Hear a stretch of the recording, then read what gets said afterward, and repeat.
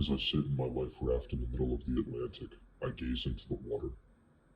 Everything is reflected back to me, yet the only thing missing is my own reflection. My sailboat got caught in a nasty storm off the Carolina coast. It toppled over, yet I was able to salvage the life raft and drift off away from the wreckage. My flare gun, radio, and food rations were all lost in the storm. It's been nearly 24 hours since, and I believe that I've come to terms with my situation.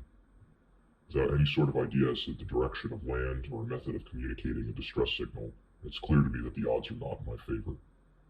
Not exactly the boom I was expecting to go out on. Ironically, I've never been a fan of the ocean, or even water, that is. I had a nasty run-in with a turbulent riptide when I was a kid. Its grip carried me at least a mile offshore. I remember the waves being rough enough to drag me under every few seconds. This was the only other time I'd come close to accepting death. This was the only other time I could recall gazing down into the abyss and feeling insignificant. A few hours have now gone by and the water is still, undisturbed, quiet, haunting. I feel as though everything below me is aware of my existence. My stomach growls and my skin bubbles from the heat. I contemplate jumping in and sinking under, but I don't think I could do it. If I drink the water, it only makes me thirstier. I decide to drink anyways.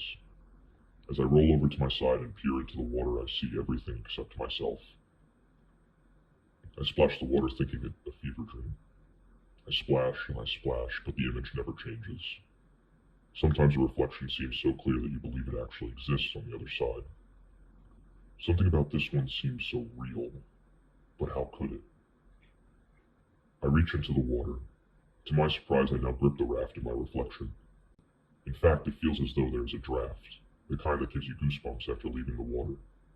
I quickly retract my arm. Minutes later, I take my flashlight salvage from the wreckage and toss it into the water with great force. I watch as it splashes in, rises up on the other side, and tumbles into the raft.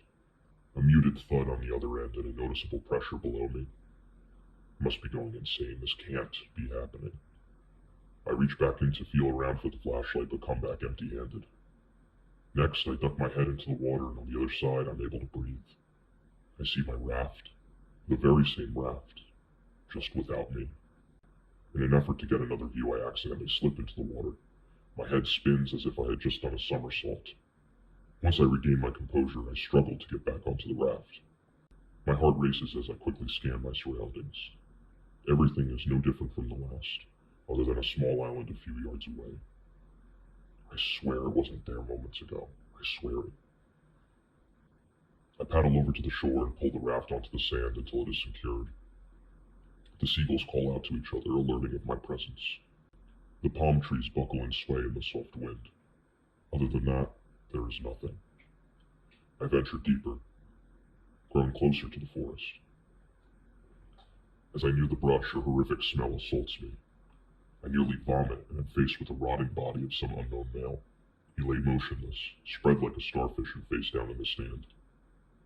Startled by the sight, I run into the forest, pushing away the brush, slapping me in the face.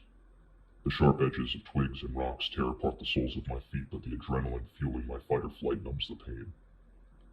I trip and tumble down a rather large cliff into a pit of hundreds of bodies, some skeletons, others fresh, as if death had called upon them just hours prior.